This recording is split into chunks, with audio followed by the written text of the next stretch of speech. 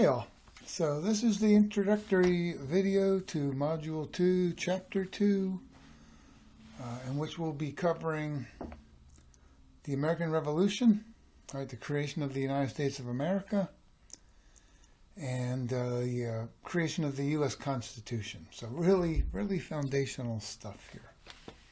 So I've given you, as per usual, a number of slide presentations to go over that in some detail, tracking our book quite closely, but not precisely, but pretty closely. I leave out a few things that they cover, and I add a few things that they don't cover. All right, so always keep that in mind. So what I want to say here is sort of an overview of this module. One, when we're thinking about the American Revolution, things that I like to highlight that are not covered in the book per se. Oh, golly, I would say mercantilism, right? Mercantilism. This idea, this practice that was common at the time and even happens today across the globe, but less than it used to. Mercantilism, right? Britain is the mother country, we're the colony. So Britain had trade policies designed to be highly beneficial to the mother country and not so beneficial to the colony, right? We were permitted to harvest natural resources and then transport them across the ocean and sell them to the Brits. And then the Brits, right, would pay a fair price and then turn those into finished goods, employ their own people to do that and keep their factories up and running. Because remember, by this time, Britain is a mature, highly developed country, so they're in need of natural resources. Right, that's why colonialism. And they had colonies across the globe by then. We were just one. So that was our job, right? Harvest and sell and transport natural resources to Britain. They would turn those into finished goods and then sell them across the globe, including to us. Great for Britain, not as good for America. Right? And who was most negatively impacted by mercantilism? The New England merchants and the owners of the southern plantations in the South. Right? They could make a lot more bank without mercantilism than with mercantilism. Right? So they were economically incentivized to get rid of mercantilism. And how do you do that in the end, since Britain wasn't going to do it? Revolution. And then you have, right, this strong desire to govern ourselves as we became a more mature community. And so, yeah, by the mid to late 18th century, we felt like we got this. We can govern ourselves. Plus, you're starting to get ideas in the air about democracy as a form of self-governance being preferable to rule by an aristocracy. So this is what motivated most Americans. Because most Americans were not necessarily directly negatively impacted by mercantilism. So what to them was more compelling was this idea that we could govern ourselves democratically, relatively democratically, rather than being governed from abroad by a distant power in which we did not have representation. All right. And then, right, we're ultimately pushed, we would say, they would say we jumped. Britain would say we jumped. We would say we were pushed to revolution. And then we execute that revolution successfully against some pretty heavy odds, right? Thanks to the French Navy, the loans from the Dutch bankers, home field advantage, general rules of the game favored us, right? Washington had to keep that Continental Army, functioning and wear the Brits out, whereas the Brits had to annihilate the Continental Army completely. A much harder job than staying alive. We do outlast the Brits. They've got other concerns back in Europe. They decide, let's just end this damn thing, and we'll sign a treaty giving you independence. Boom. That's what, 1787? And then the question becomes, right, how are we going to govern ourselves? And it's tricky, right? It's tricky. Some would argue there were two revolutions. One was the revolution from Great Britain, obviously. We win that one, gain our independence. But then some said there was a second revolution being fought in America, between and among Americans, over how we would govern ourselves. Right? And on the one side, I think you kind of get, coming back to what I had just said a little while ago, and it's covered in the slides, right? There were two groups of Americans when it came to the revolution, right? The economic elite, concerned mostly about mercantilism and economic issues, and then ordinary Americans, the farmers, the artisans, the shopkeepers, the laborers, who were more interested in questions about self-governance and autonomy.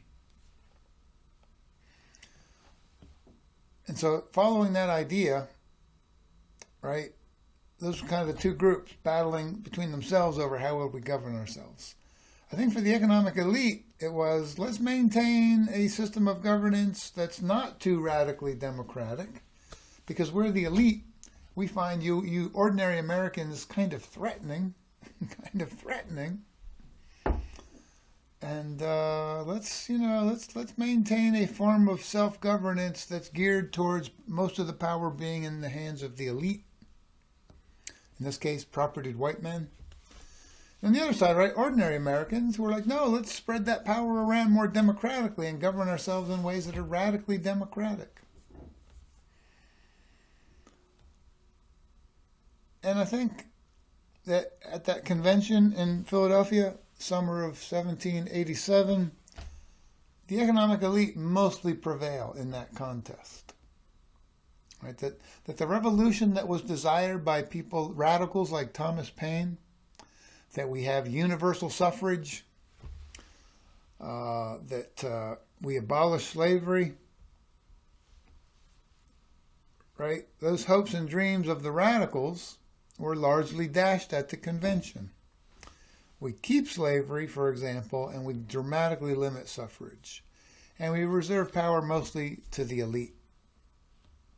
All right, so some will say that was the second revolution being fought by the radicals against the elite within America, and the elite mostly prevail. I'm not saying that's necessarily a bad thing or a good thing. I'm just saying it's a thing empirically.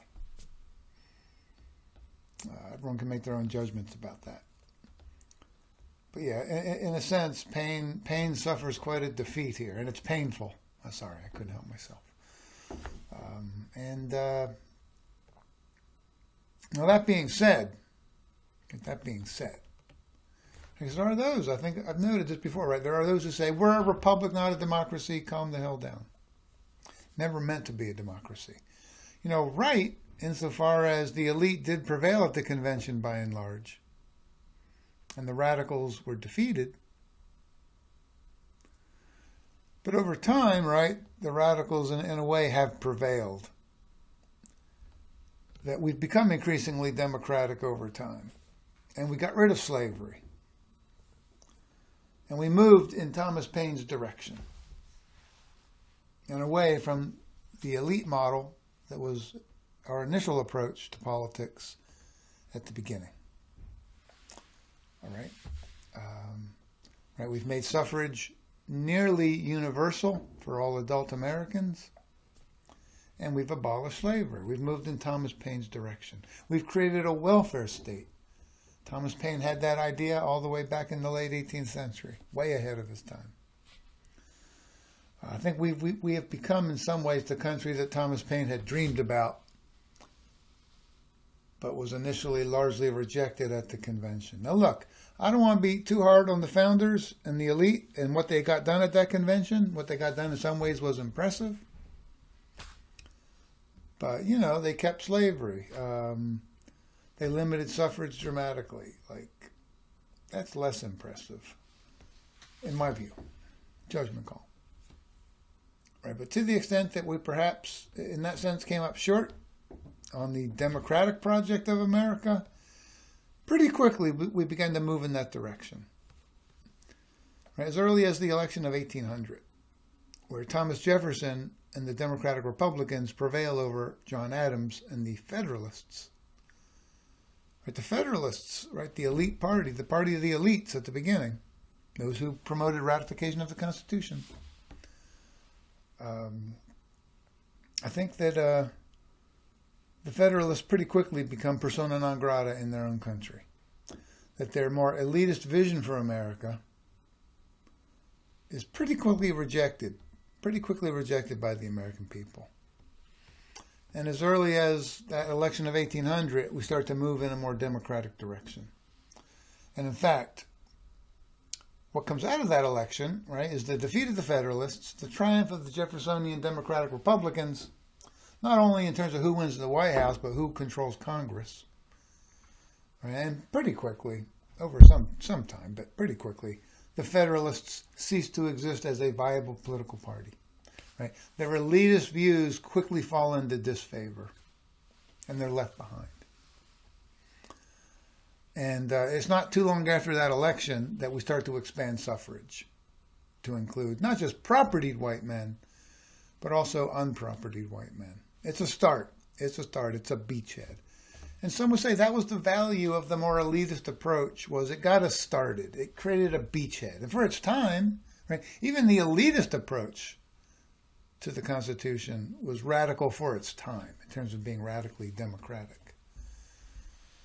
So I don't want to underplay what they accomplished at that convention. They accomplished a very great deal, and much there to be admired, but much to be criticized.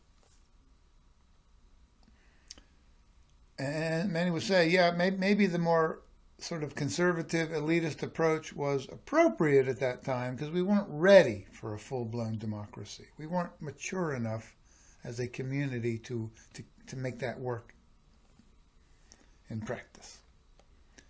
But over time, right, that's what we've done. We've evolved in that direction, whether it's guaranteeing women the right to vote by the early 20th century, the abolition of slavery via the Civil War in the mid-19th century, whether it's guaranteeing young people the right to vote in the 1970s, whether it's the Voting Rights Act of 1965, right, giving black people in the South the right to vote,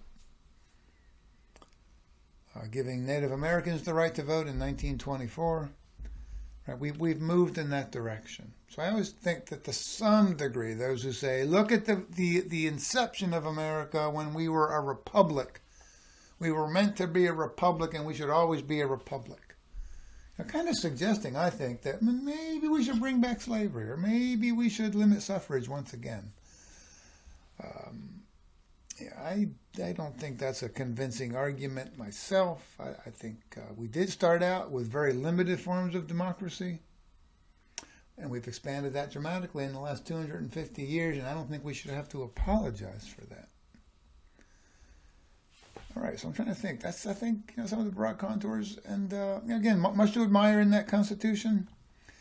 The system of checks and balances that they came up with is brilliant, right? Whether that's balancing the power of Congress against the power of the executive branch, against the power of the courts at the national level, whether it's the system of federalism that emerges from that document, dividing power between national, state, and local actors, whether it's creating two houses in the U.S. Congress, the Senate and the House,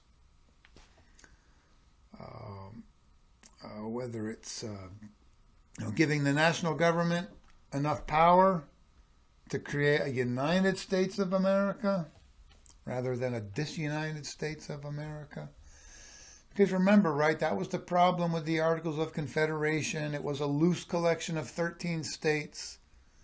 And there is no country today in the world that has a confederal system. It doesn't work. That to have a functional nation state in today's world, you need reasonably centralized power at the national level. And that's what the Constitution achieved, right? It still reserves substantial powers to state governments, but it ultimately centralizes more power in the hands of the national government, which is what you need to function as a state actor in today's world, a nation-state actor. That was genius. Getting it just right, I think, by and large. I mean, you do want some autonomy for the states, but you don't want so much autonomy that we go in 13 directions at once, or today 50 directions at once. Although it seems like we're kind of doing some of that these days.